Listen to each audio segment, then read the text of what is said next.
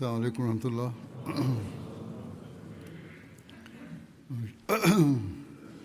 أشهد أن لا إله إلا الله وحده لا شريك له وأشهد أن محمدا عبده ورسوله أما بعد فأعوذ بالله من الشيطان الرجيم بسم الله الرحمن الرحيم الحمد لله رب العالمين الرحمن الرحيم مالك يوم الدين إياك نعبد وإياك نستعين اهدنا الصراط المستقيم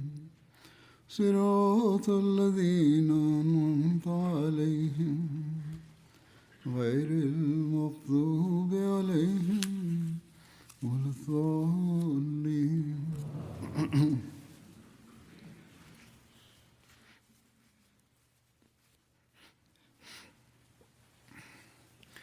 Hazrat sallallahu alaihi wasallam. Het doel van de boodschap die de heilige profeet sallallahu alaihi wasallam bracht, was om het geloof in de enige God te bevorderen, hem te aanbidden, zijn eenheid te vestigen, om te streven om dit alles te bereiken en om de rechten die zijn schepping toekomen, na te komen. Bovendien was het doel ervan om één natie te vormen en als broeders met elkaar te leven. Vandaag de dag echter, ondanks deze bewering van het reciteren van de kalima, van de islamitische geloofsbelijdenis en het belijden van het geloof in La ilaha illallah, Muhammad Rasulullah, is de moslimgemeenschap verdeeld en er is geen eenheid onder hen. Hun daden zijn geen weerspiegeling van de leer die zij zeggen te volgen. Als we kijken naar de huidige toestand van de moslimwereld, is dat uiterst zorgwekkend. Ondanks dat sommige moslimlanden over natuurlijke hulpbronnen en rijkdom beschikken, hebben zij geen speciale status in de ogen van de wereldmachten. Nog spelen ze een bijzondere rol in het bevorderen van de religie.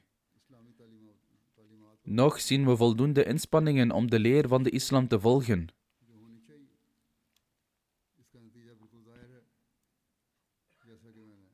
Het resultaat hiervan is duidelijk zichtbaar, zoals ik in het verleden al vele malen heb gezegd. Niet-moslims profiteren van deze omstandigheden. Daarom, in plaats van alleen hun eigen belangen na te streven, moeten moslimregeringen, politici en monarchieën hun uiterste best doen om zich te verenigen als één moslim-ummah.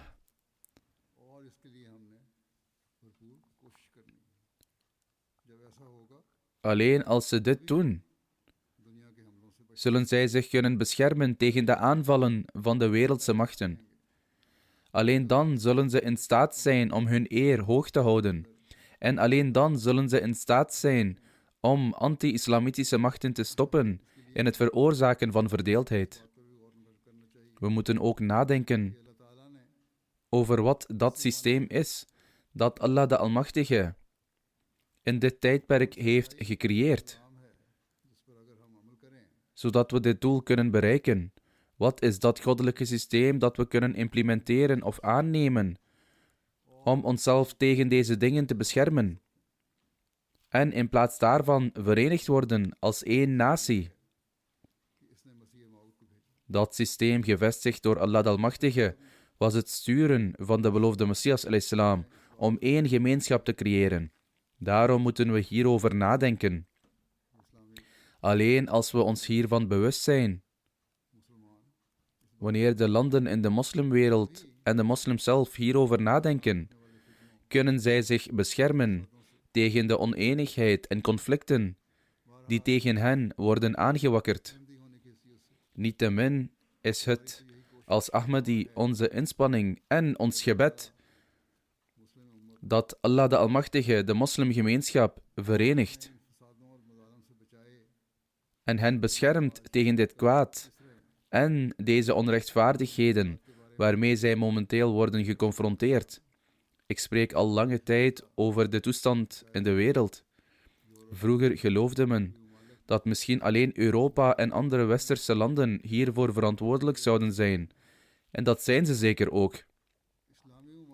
Maar zelfs de moslimlanden dragen hieraan bij.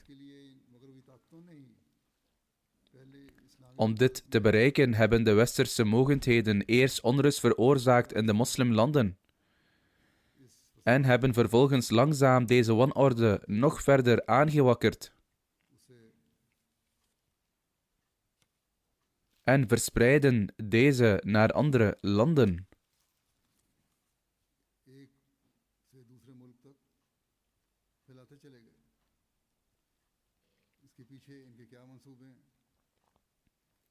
Hun motieven hiervoor zijn volkomen duidelijk.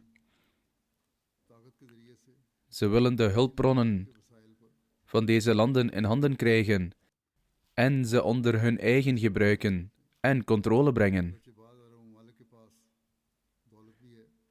Ondanks dat sommige Arabische landen rijkdom bezitten, zoals ik al heb vermeld, hebben deze westerse mogendheden hen onder hun controle en gezag gehouden. In ieder geval, de zaken waar ik al lange tijd over sprak, zowel tegenover externe mensen als tegenover onze eigen mensen, zien we vandaag de dag resultaten ervan duidelijk voor ons. We moeten altijd onthouden dat de krachten van de Dajjal nooit willen dat wij moslims in vrede leven.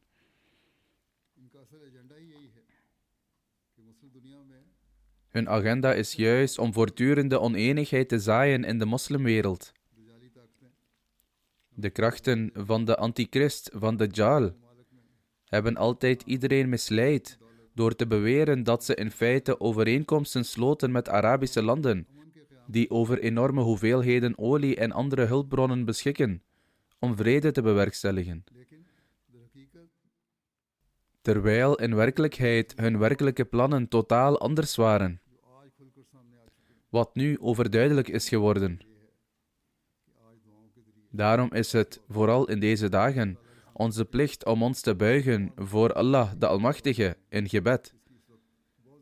En vooral te bidden voor de moslimwereld, aangezien daar op dit moment grote behoefte aan is. Als we kijken naar de huidige oorlog die in het Midden-Oosten woedt, is er iets dat overduidelijk wordt. De Verenigde Staten hebben veel militaire bases opgezet in verschillende moslimlanden. Maar met welk doel? Wat is de reden? Was het om die landen te beschermen? Door wie werden deze Arabische landen eigenlijk bedreigd? In feite hebben deze mogendheden zelf de bedreigingen gecreëerd en vervolgens het verhaal gecreëerd dat jullie in gevaar zijn en dat het daarom noodzakelijk is om deze basis op te zetten voor je bescherming. Toch zouden ze hun basis of wapens nooit gebruiken tegen de krachten waarvan moslims daadwerkelijk gevaar zouden kunnen oplopen.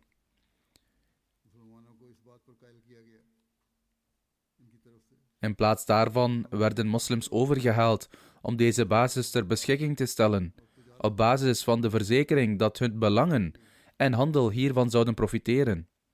In werkelijkheid was het hun belangrijkste doel, echter, om een sterke aanwezigheid in deze regio te vestigen, tegen hun eigen rivalen.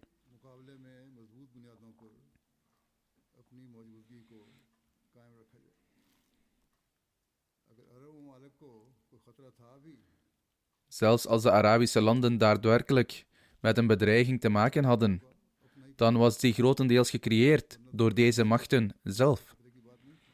Anders was er geen sprake van een inherent gevaar onder de moslimlanden zelf. In ieder geval werden deze bases opgericht om hun dominantie in de regio te kunnen handhaven. Ze wilden hun superioriteit behouden. Niet alleen over de niet-islamitische wereld, maar ook over de islamitische wereld. Iran was altijd al een bron van zorg voor hen geweest. En vanwege verschillen in geloofsovertuiging waren sommige moslimlanden ook tegen Iran gekant. Deze mogendheden maakten vervolgens gebruik van die situatie. Aangezien Iran een veel strenger beleid tegen Israël had aangenomen, vonden zij het gepast om op de een of andere manier de Arabische landen voor zich te winnen en daar basis te vestigen, zodat de bescherming van Israël kon worden gewaarborgd en Iran kon worden geïntimideerd door hun voortdurende aanwezigheid. De realiteit is inmiddels duidelijk geworden en we hebben al gezien wat de gevolgen zijn van het feit dat als gevolg van deze basis ook de Arabische landen een potentieel doelwit werden, wat uiteindelijk ook gebeurde. En hun economieën ook schade hebben opgelopen. Landen die rijk zijn aan olie of van toerisme zijn negatief beïnvloed. Deze situatie heeft ook voordelen opgeleverd voor diezelfde mogendheden, voor diezelfde machten, en zal hen ook in de toekomst blijven bevoordelen. Wanneer er oorlog uitbreekt en economieën worden getroffen, reageert de tegenpartij natuurlijk door aan te vallen en te proberen de basis van anderen te vernietigen. Aangezien er een conflict was met Iran, deed Iran ook wat we vandaag zien.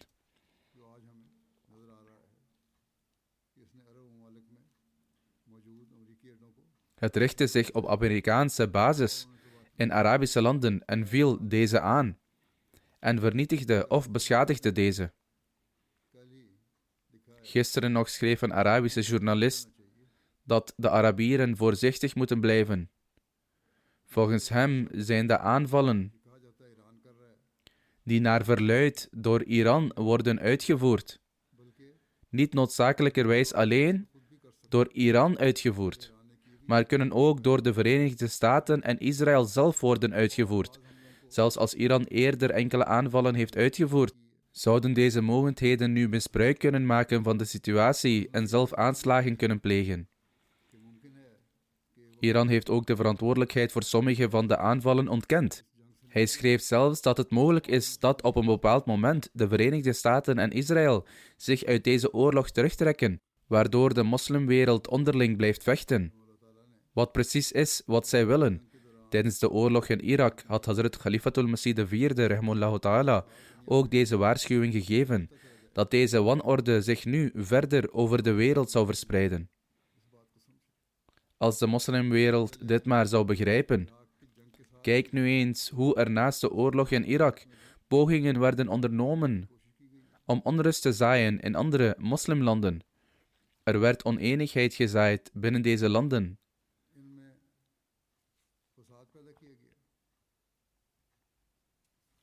Er werd oneenigheid gezaaid.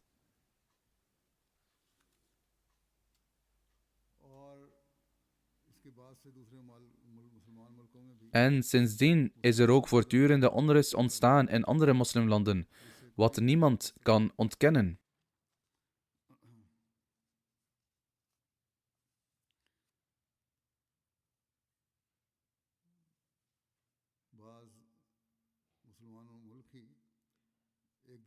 Sommige moslimlanden vechten zelfs tegen elkaar, zoals we zien in de moslimwereld. Zoals ik al zei, is deze onrust verspreid door dezelfde westerse mogendheden. En er lijkt geen einde aan te komen, tenzij er een speciaal besluit komt van Allah de Almachtige. En zelfs dan zullen ze nog inspanningen moeten leveren. In ieder geval moeten we ook bidden tot Allah de Almachtige om de moslimwereld te redden en te beschermen van deze onrust en wanorde. En de moslimwereld en de moslims moeten naar vrede streven en als broeders met elkaar leven. Dit is hun islamitische leer. Het mag niet zo zijn dat zij degenen worden die elkaar de keel doorsnijden. Daarom is dit onze verantwoordelijkheid. En al lange tijd hebben we voortdurend onze eigen mensen, namelijk de moslims, en anderen eraan herinnerd om te stoppen met hun onrechtvaardigheden. De manier waarop het onrecht en de onderdrukking met de dag toenemen, wijst erop dat er een wereldoorlog op grote schaal zal uitbreken. Volgens sommige westerse commentatoren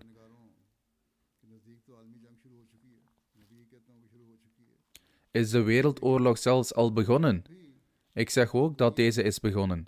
Maar zelfs nu nog, als de moslimwereld wijsheid gebruikt, tot bezinning komt, zich verenigt en samenwerkt, dan kan zij zelfs nu nog veilig blijven voor de plannen van de Dajjal. Als men de toestand van de wereld beoordeelt, dan verkeert de wereld momenteel in groot gevaar. Zoals ik al eerder heb gezegd, heeft iedereen zijn eigen belangen. En wanneer extreem egoïsme ontstaat, denkt een mens aan niets anders. Hij denkt alleen aan zichzelf. Daarom moeten we bedenken dat als we de wanorde in de wereld willen verminderen, dit niet alleen kan worden verminderd door iemands eigen rechten af te nemen, maar dat men ook bepaalde rechten moet opgeven. Als de moslimwereld dit begrijpt en hun aanhangers onder de westerse en grote mogendheden, dat voor het tot stand brengen van vrede, zij ook een deel van hun rechten moeten opgeven.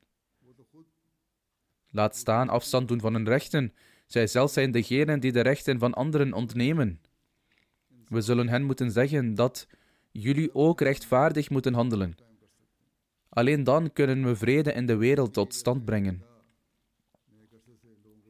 Zoals ik al heb gezegd, ik vestig al enige tijd de aandacht van mensen op deze kwestie. Juist de mensen die destijds na het horen van mijn woorden zeiden dat u erg pessimistisch bent en een negatief beeld hebt. Door te zeggen dat de wereld in een gevaarlijke oorlog terecht zal komen. Nu beginnen diezelfde mensen zelf te zeggen dat datgene wat we een paar jaar geleden voor onmogelijk hielden, nu mogelijk is geworden en dat er oorlogen zijn begonnen.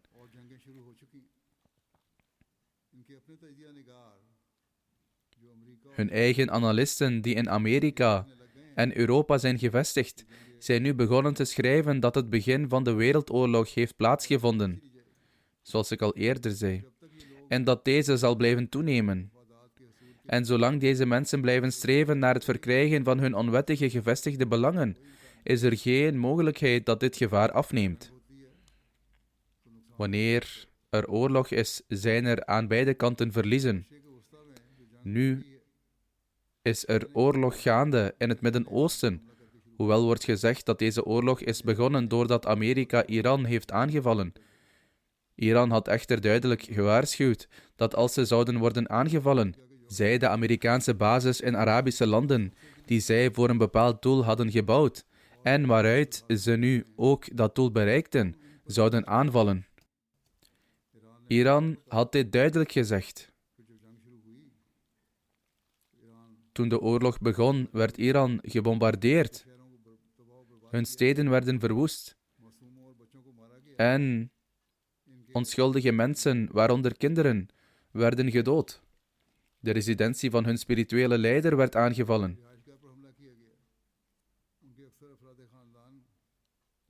En veel van zijn familieleden werden gedood. Deze machten dachten en riepen slogans als dat we een einde zullen maken aan dit regime en dat de Iraniërs dan vrijheid zullen krijgen. Maar wat voor effect had dit? Degenen die voorheen enigszins tegen waren, zijn hen nu gaan steunen. En hun leider,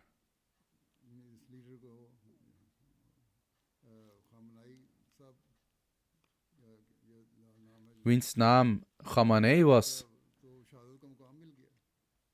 hebben ze tot martelaar gemaakt, hebben ze shaheed gemaakt.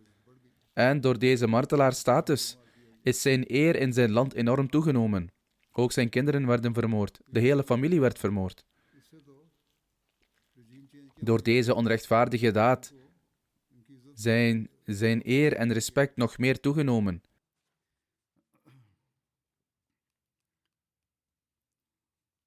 बहरहाल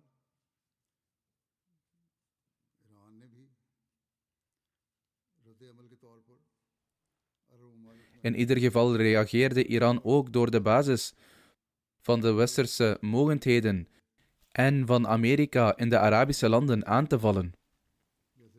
Afgezien daarvan zijn er ook bepaalde plaatsen, zoals oliebronnen en andere soortgelijke plaatsen, waar Amerika dreigementen begon uit te spreken. Dat Iran deze en die olievelden van Saudi-Arabië heeft aangevallen en dat ze daarom dit en dat zouden doen. En op sommige plaatsen hebben ze zelfs gezegd dat er een aanval is uitgevoerd en dat ze daarom bepaalde maatregelen zouden nemen. Hierop zei Iran duidelijk dat we dergelijke plaatsen niet hebben aangevallen en ook niet van plan zijn dat te doen. मुसलमानों के दिलों में मुसलमानों के खिलाफ Dit is weer een complot om haat te zaaien in de harten van moslims tegen andere moslims. पहले ही हो रही है ये सिर्फ इन नफरत Er wordt al gevochten. Dit is slechts een poging om de vlam van deze haat aan te wakkeren. और जैसे कि पहले एक जर्नलिस्ट का मैंने Ik heb eerder de verklaring van een journalist gelezen die zei dat het mogelijk is dat zij zelf schade aanrichten en die vervolgens aan Iran toeschrijven.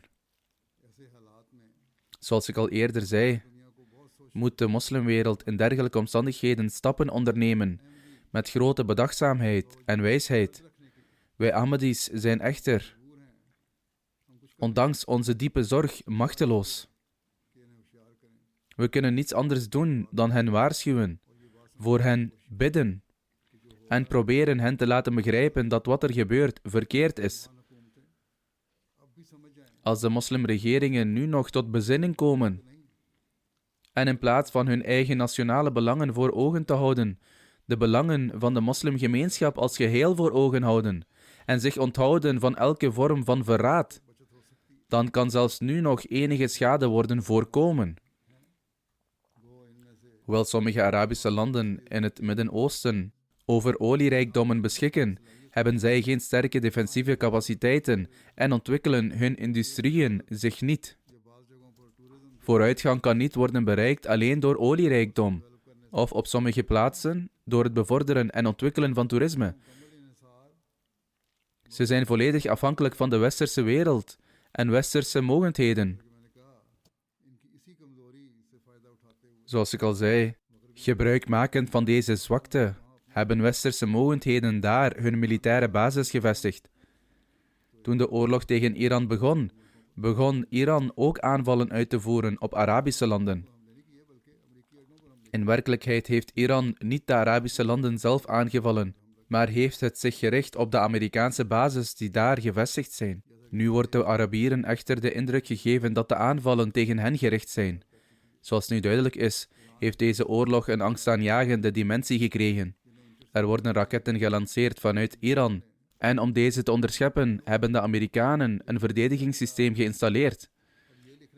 Analisten schrijven nu echter dat als Iran een raket van $50.000 lanceert, पर आने वाले खर्चा जो de kosten om deze te vernietigen met behulp van de onderscheppingsraket वो कई million dollar oplopen tot enkele miljoenen dollars. निगार तो ये लिखते हैं Sommige analisten beweren zelfs dat dit economisch gezien een verlies voor de Verenigde Staten betekent. ये एक ख्याल है Dit is echter slechts een mening. हर चीज़ का हिसाब Deze mogendheden maken altijd vooraf berekeningen van alles उन्होंने ये सब कुछ en voeren volledige beoordelingen uit. Ze zouden dit allemaal al gepland hebben. Ik geloof niet dat dergelijke machten ooit vrijwillig zelf dergelijke verliezen zouden willen dragen. Ze zouden dit geld eerder terugvorderen van die Arabische landen, door te zeggen dat ze hen verdedigen. Enerzijds worden hun olievelden gesloten, de inflatie stijgt en de olieproductie daalt. Aan de andere kant zullen zij ook de kosten van deze defensieve maatregelen moeten dragen.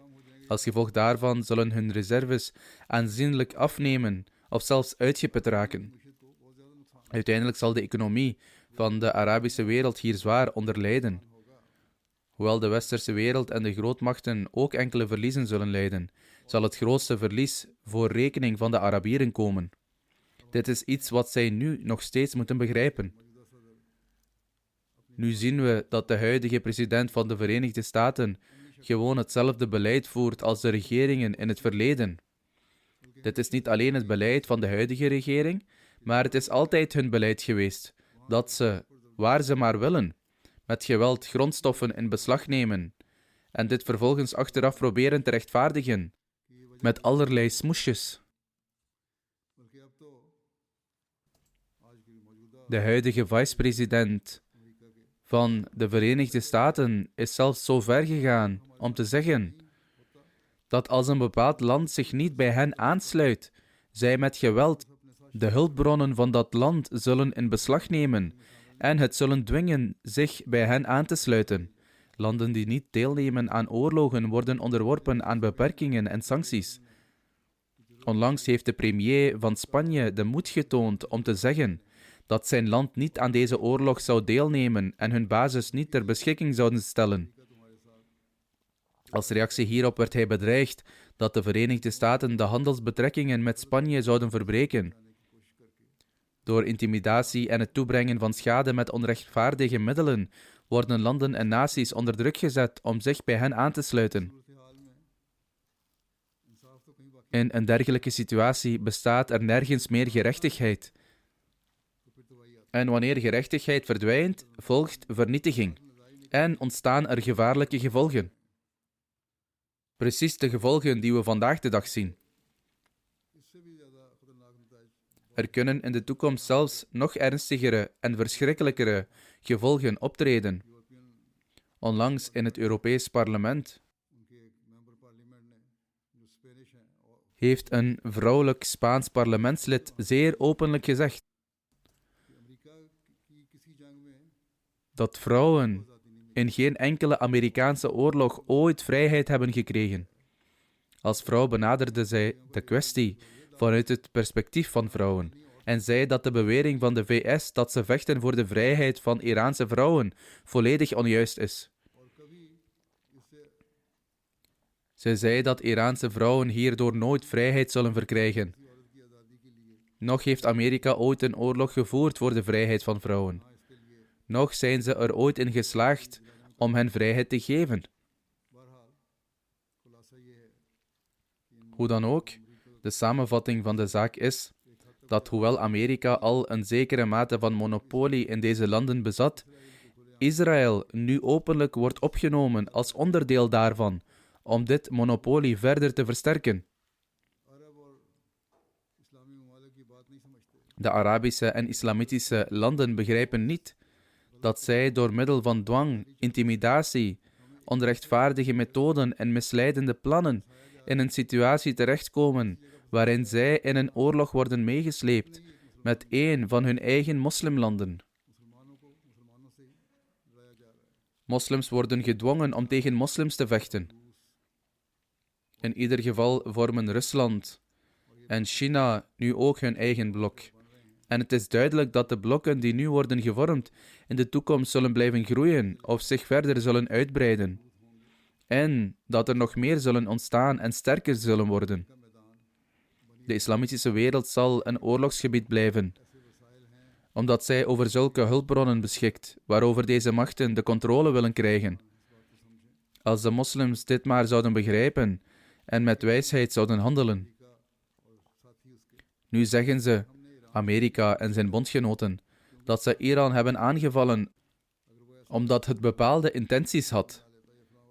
Dat, als het die had uitgevoerd, de gevolgen dit en dat zouden zijn geweest.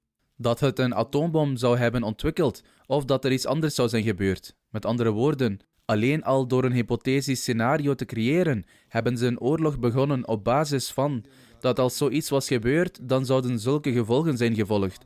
Dit is volledig een daad van agressie. Nu beginnen zelfs hun eigen westerse analisten te zeggen dat het vernietigen van Iran of het voeren van oorlog tegen dit land niet zo eenvoudig is als ze zich hadden voorgesteld. Iran is een groot en uitgestrekt land.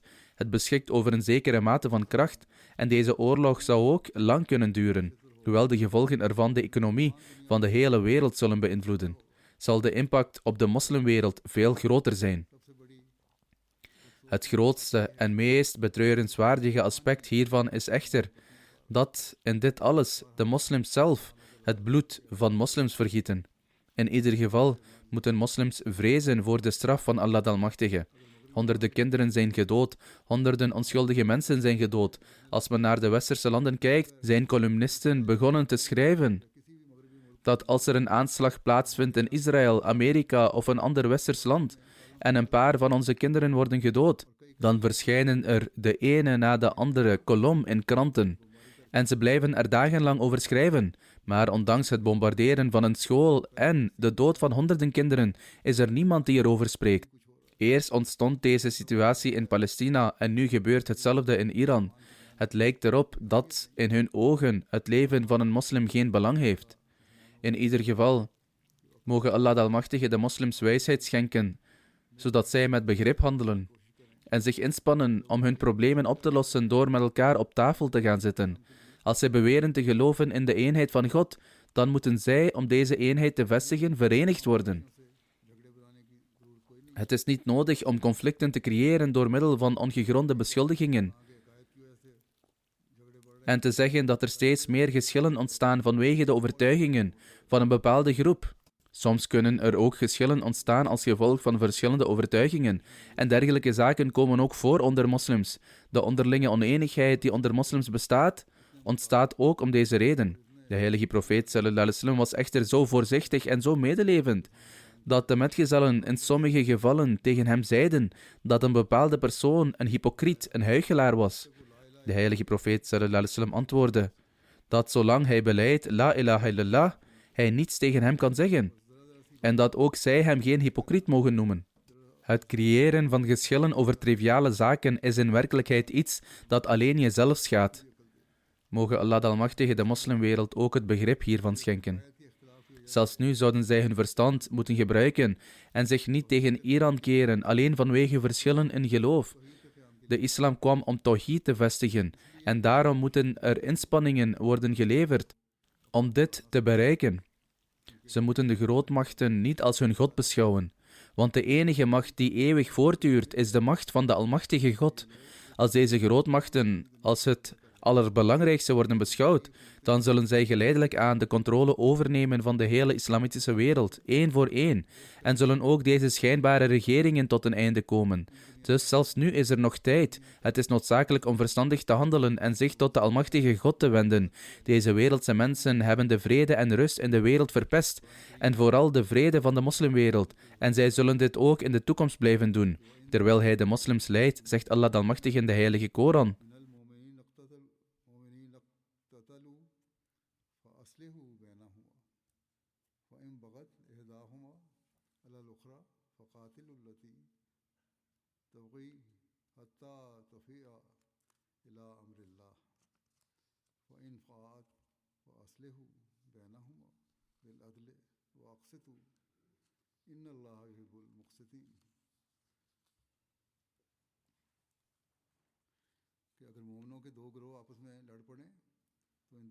En als twee groepen gelovigen tegen elkaar strijden, sluit dan vrede tussen hen. En als na het vredesverdrag een van hen de ander overtreedt, vecht dan tegen de partij die overtredingen begaat, totdat zij terugkeert naar het gebod van Allah. Als zij zich dan weer onderwerpt, breng dan vrede tussen hen met eerlijkheid en handel rechtvaardig. Voorwaar, Allah houdt van de rechtvaardigen. Hoewel dit het blauwdruk en de essentie is, die van vitaal belang is voor het tot stand brengen van vrede in de wereld, moet de moslimwereld zich hier vooral aan houden, omdat Allah de Almachtige deze duidelijke leiding in de heilige Koran heeft gegeven. Daarom moeten de vereisten van rechtvaardigheid en eerlijkheid worden vervuld, en de regeringen van islamitische landen moeten in dit opzicht ook hun rol spelen. Het moet ook duidelijk zijn dat bij het tot stand brengen van verzoening persoonlijke belangen niet voorrang mogen krijgen, maar de feitelijke kwestie moet worden beoordeeld op basis van de werkelijke onderliggende oorzaken. De oorzaken zijn in feite duidelijk zichtbaar voor ons. De krachten van de Dajjal willen ons tegen elkaar opzetten. Ook de instellingen die zijn opgericht, zoals de Verenigde Naties, hebben geen positieve rol gespeeld. Integendeel, nu zijn zelfs sommige mensen zelf tegen hen gaan spreken. Als we ons dus boven persoonlijke belangen verheffen en nationale belangen opzij zetten bij het behandelen van deze zaken, kunnen wij ons alleen dan beschermen. Anders zullen we in de greep komen van deze machten van Dajjal. Daarom moeten alle moslimlanden samen om de tafel gaan zitten en gezamenlijk overleggen. Evenzo zegt Allah de Almachtige verder in dit vers: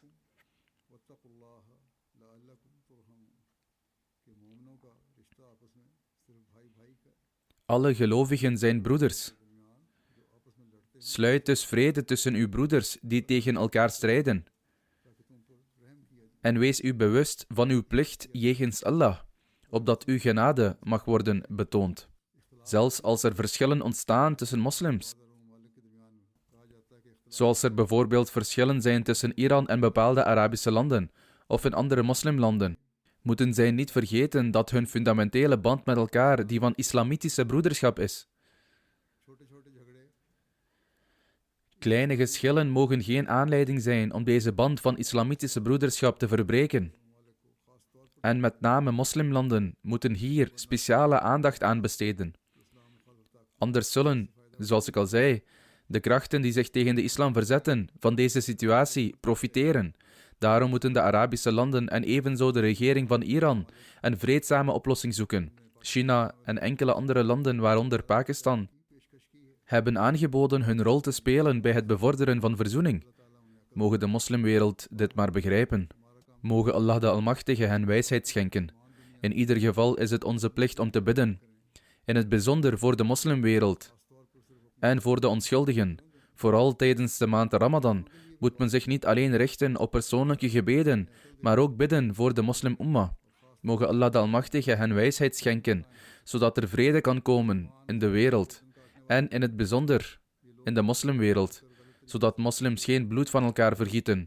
Degenen die onderling strijden en elkaar onrechtvaardig doden, maken Allah de Almachtige ontevreden met dergelijke daden. Zulke mensen zullen verlies lijden, niet alleen in deze wereld, maar ook in het hiernamaals. Daarom is het noodzakelijk om bijzondere aandacht aan deze kwestie te besteden, en daarvoor moeten we vooral bidden. Mogen Allah de Almachtige ons ook het vermogen schenken om op een ware en oprechte manier te bidden. Vandaag zal ik ook enkele begrafenisgebeden in absentia leiden. En ik zal enkele details daarvan noemen. De eerste vermelding betreft de gerespecteerde Sahibzadi Amatul Jamil Sahiba, die de jongste dochter was van Hazrat Khalifatul Masih II radiyallahu anhu. En de vrouw van wijlen Nasir Muhammad Sial Sahib. Zij was de schoondochter van Chaudhry Fateh Muhammad Sial Sahib, die ook als missionaris hier in het Verenigd Koninkrijk werkzaam was. Zij is een paar dagen geleden overleden op ongeveer 89-jarige leeftijd. Inna lillahi wa inna ilayhi raji'un. De overledene was in Musia.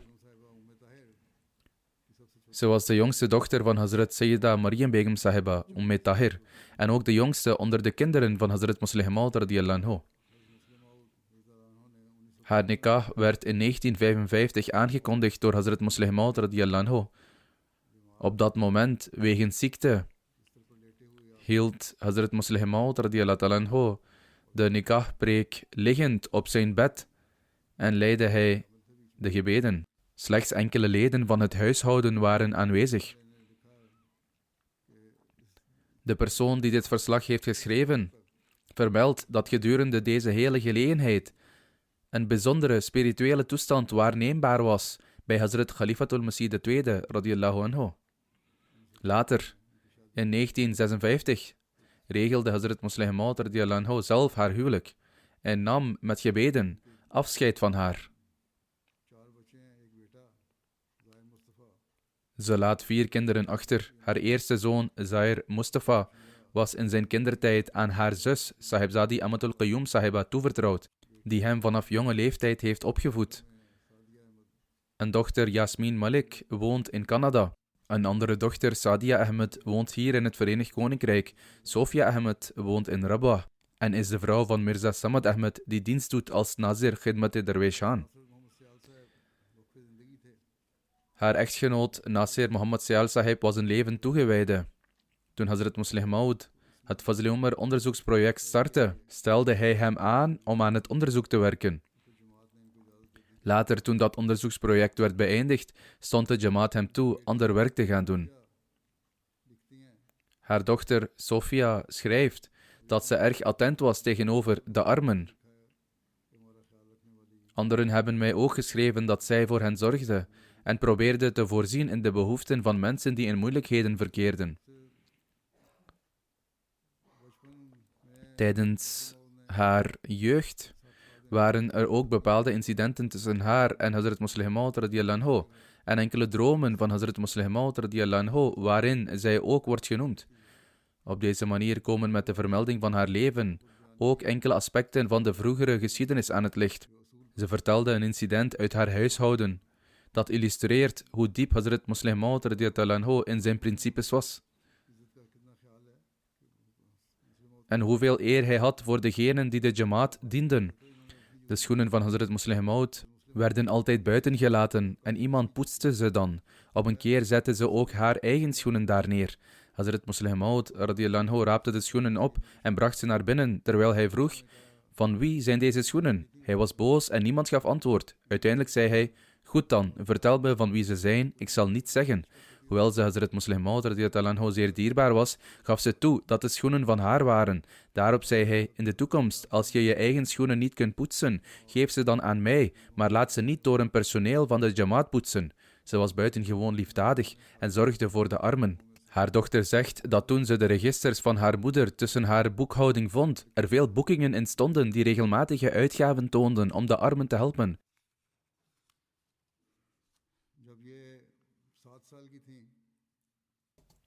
Toen ze 7 jaar oud was, overleed haar moeder, Hazrat Maryam Sahiba, Tahir Sahiba.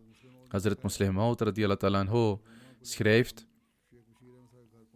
toen we haar lichaam naar het huis van Sheikh Bashir Ahmed Sahib brachten, begon mijn jongste dochter, de 7-jarige Amatul Jamil, die Maryam zeer dierbaar was en mij ook dierbaar is, te huilen en te roepen: Hai ummi, o moeder, o moeder. Ik benaderde haar en zei: Jimmy, zoals we haar liefkozend noemden, je moeder is naar Allahs huis gegaan. Daar zal ze zich veel beter voelen. Het was Allahs wil dat ze naar hem zou gaan. Kijk, de heilige profeet sallallahu alaihi wasallam is overleden. Je grootvader, namelijk de beloofde Messias sallallahu alaihi wasallam, is overleden. Was je moeder groter dan zij? Hazrat Muslih Maud zegt: mogen Gods bescherming nooit ook maar een minuut van dit meisje worden weggenomen. Want zodra ik die woorden had uitgesproken, huilde ze geen enkele keer meer om haar moeder. Zodra ze die woorden hoorde, werd ze stil. Dit ging zo ver dat ze de volgende dag, tijdens de begrafenis, toen haar oudere zus het uitschreeuwde van verdriet en bewusteloos raakte, kwam mijn Jimmy naar mijn jongste vrouw, Maryam Siddiqa, en zei: Choti Appa. De kinderen noemden Hazrat Maryam Siddiqa Sahiba Choti Appa.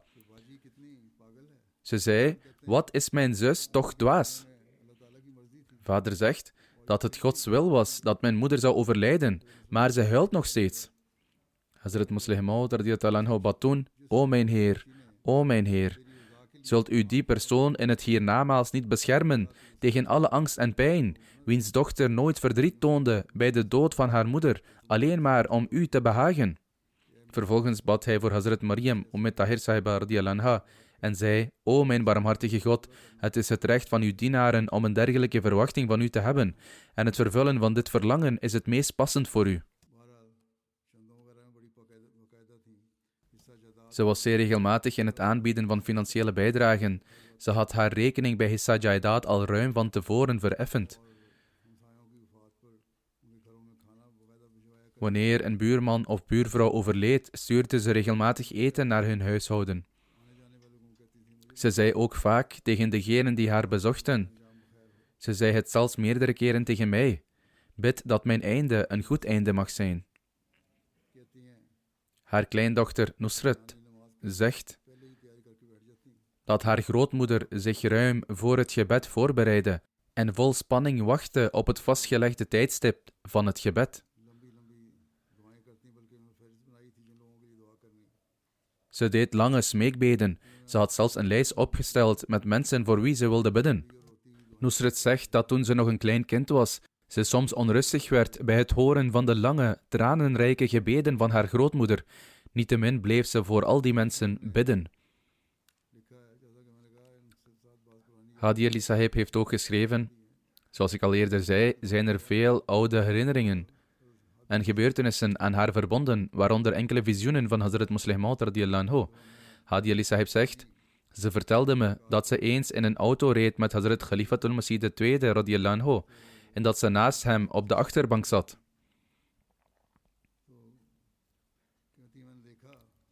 Ze zag dat Hazrat Musleh Maud herhaaldelijk iets op zijn vinger stelde.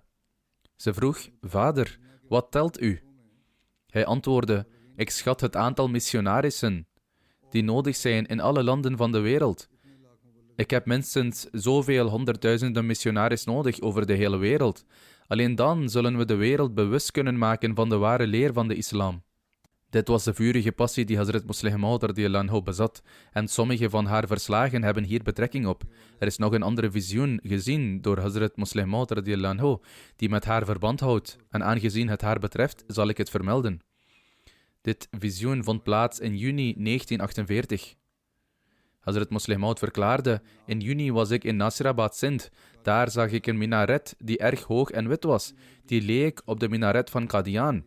Op het balkon van de onderste verdieping van de minaret, vlakbij de deuropening, zat mijn dochter Amatul Jamil heel ontspannen, met haar benen over de rand bungelend.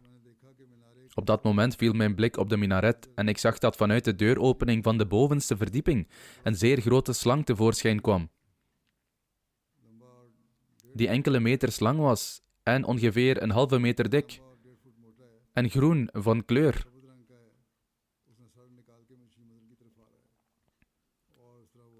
Het stak zijn kop uit en bewoog zich naar het lagere niveau. Op deze manier daalde het af van de bovenste verdieping naar de verdieping eronder. Om het kort samen te vatten, aangezien het verslag nogal lang is. Het bleef naar beneden bewegen totdat hij het niveau boven de onderste verdieping bereikte en draaide zich toen naar het dak van het lagere niveau. Hazrat Musleh Maud radiyallahu anhu zegt, op dat moment kwam de gedachte in mijn hart dat Amatul Jamil op het balkon bij de deuropening zat en dat de slang zich misschien zou omdraaien en haar zou bijten. Tegelijkertijd vreesde ik dat als het meisje plotseling zou bewegen, ze zou kunnen vallen en zichzelf zou kunnen verwonden. Daarom begon ik met grote ernst tot Allah de Almachtige te bidden. Ik herinner me de volgende woorden van het gebed.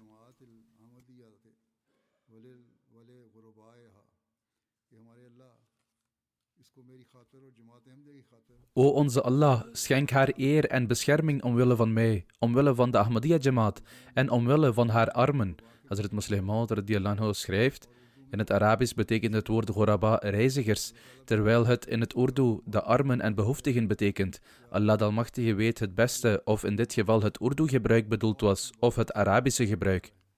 En of het ook kan verwijzen naar bepaalde reizigers. In ieder geval zegt hij, toen ik dit gebed voortzette, zag ik dat Amatul Jamil zelf het gevaar voelde en zich begon te verwijderen van de deuropening langs het balkon.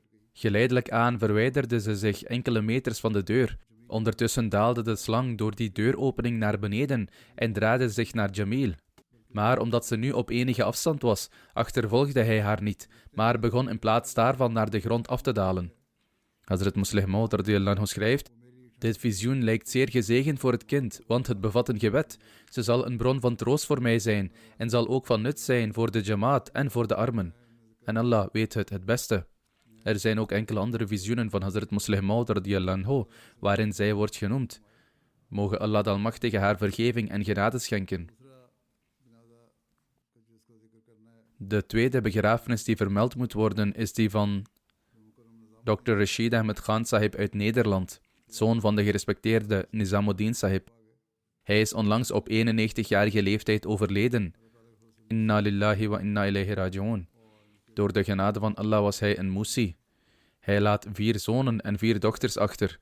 De vader van Dr. Rashid Sahib, Nizamuddin Sahib, was de jongere broer van Dr. Fateuddin Sahib, voormalig emir van de Frontier-provincie. En het was door hem dat Ahmadiyyat in hun familie kwam.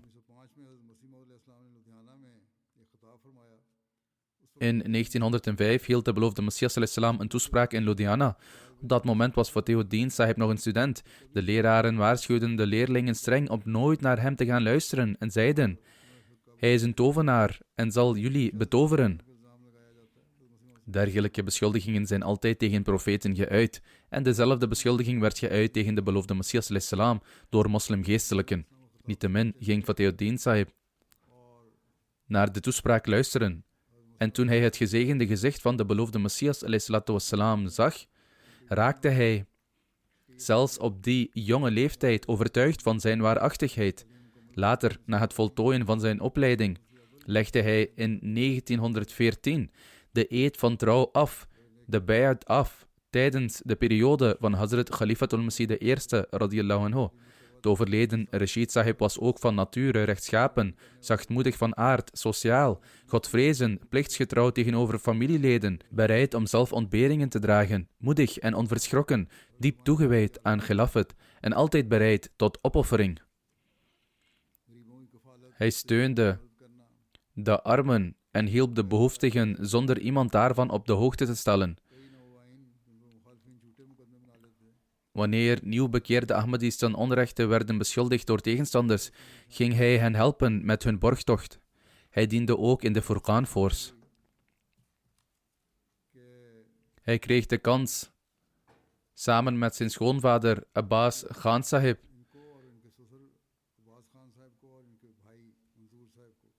en zijn broer Manzoor Sahib, door Hazrat Khalifatul Masih II radiyallahu anhu naar verschillende gebieden van de Frontier-provincie gestuurd te worden, in het kader van het Waqf-e-Jadid-programma. Ze kregen de taak om het contact met oude Ahmadi-families te herstellen en de boodschap van Ahmadiyya te verspreiden, wat zij met uitmuntendheid verbeelden.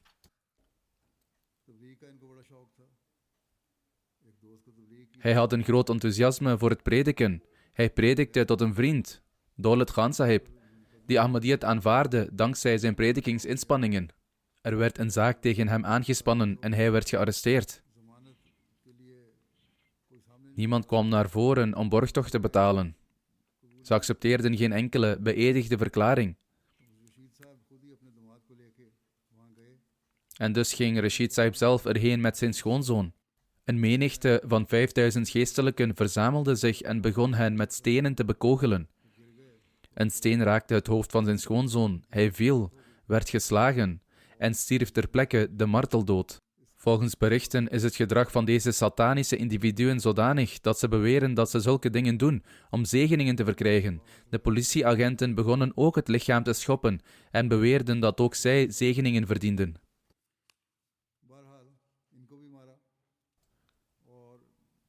Rashid Sahib werd ook ernstig geslagen. Bijna alle botten in zijn lichaam waren gebroken. Hij liep veel verwondingen op. Later zag ik zelf de sporen, waaronder littekens op zijn gezicht, en zijn armen bleven gebogen als gevolg van die verwondingen. Allah Almachtige heeft hem echter gered. De aanvallers lieten hem voor dood achter. Toen de politie, wat zij dachten dat zijn lijk was, vervoerde en in de buurt van het ziekenhuis aankwamen, zei hij: ik leef nog, breng me naar die en die plaats. De artsen waren verbaasd dat hij nog leefde. Allah Almachtige had bepaald dat hij moest blijven leven. Meer dan 30 jaar daarna bleef hij in leven actief en bezig in dienst, ondanks zijn verwondingen. En bleef actief ondanks zijn verwondingen. Hij vroeg de politie om hem naar Peshawar te brengen. De politie daar was vijandig tegenover Ahmadiyyat en de reis was gevaarlijk. Niettemin is een voordeel van de omstandigheden daar dat als je de politie geld aanbiedt, ze meewerkend worden. Rashid Sahib zei: neem van mij zoveel geld als u wilt, maar breng me naar mijn bestemming. De politieagent daar stemde toe en bracht hem naar Peshawar. Daarna ging hij naar Rabwa, waar hij werd behandeld, en door de genade van Allah de Almachtige kreeg hij een nieuw leven. Van het mortuarium tot Allah de Almachtige hem nog 30 actieve levensjaren schonk. En daarna verhuisde hij later naar Nederland, waar hij zich actief inzette voor de gemeenschap. In 1974 richtten vijanden opnieuw een pistool op hem en eisten dat hij de kalima zou reciteren en moslim zou worden. Hij antwoordde met grote moed: ik reciteer het al en geloof erin. Hoe kan ik opnieuw moslim worden? Vervolgens eisten ze dat hij de beloofde Messias al-Islam zou beledigen. Hij zei: ik zal geen beledigingen uitspreken, dat is niet islamitisch. Ik zend zegeningen naar de heilige profeet, sallallahu alayhi wasallam, en handel naar zijn leer. Ik kan zo'n daad niet begaan. Hij vertelde hen het verhaal van een metgezel, die, toen het nieuws van de marteldood van de heilige profeet, sallallahu alayhi wasallam, zich verspreidde in Uhud, zei dat er slechts 1 dadel tussen hem en het paradijs stond, die hij opzij gooide. Hij gooide de dadel opzij en de vijand in zijn eentje aanviel, totdat hij in stukken werd gesneden en de marteldood stierf, shahid werd. Rashid Sahib zei tegen hen: tussen jou en mij staat zelfs geen dadel, er is helemaal geen ruimte, want je hebt het pistool al op mijn borst gericht. Druk op de trekker en maak een martelaar van mij. Maak mij een shahid. Maar ik zal geen kwaad spreken over de beloofde Messias al-Islam. Hij toonde daarmee grote moed. Mogen Allah de Almachtige hem vergeving en genade schenken, zijn rang verheffen en zijn kinderen in staat stellen om in gerechtigheid voor te gaan. De derde begrafenis is die van de gerespecteerde Zainab Bibi Sahiba, echtgenote van wijlen Bashir Ahmed Sahib, voormalig voorzitter van de gemeenschap en imam van de moskee in Chak 275, Kartarpur. Ze is onlangs op 85-jarige leeftijd overleden. Inna lillahi wa inna ilayhi raji'un. Door de genade van Allah was zij een Musia. Haar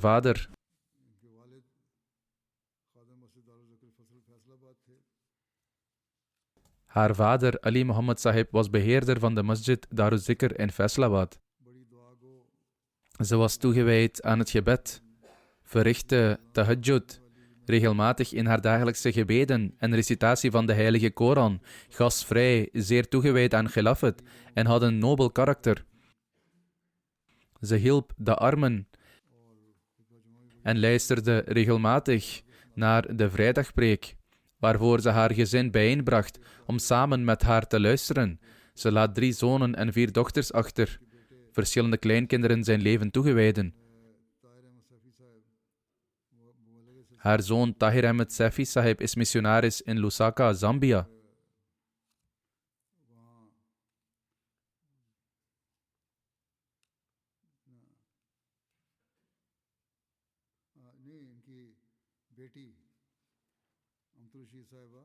Of beter gezegd, haar dochter Amatul Rashid Sahiba is de vrouw van een missionaris die in Lusaka werkzaam is. Op het moment van het overlijden van haar moeder was de dochter in Lusaka en kon ze de begrafenis niet bijwonen. Mogen Allah de Almachtige haar geduld en kracht schenken en mogen Hij vergeving en genade schenken aan de overledene.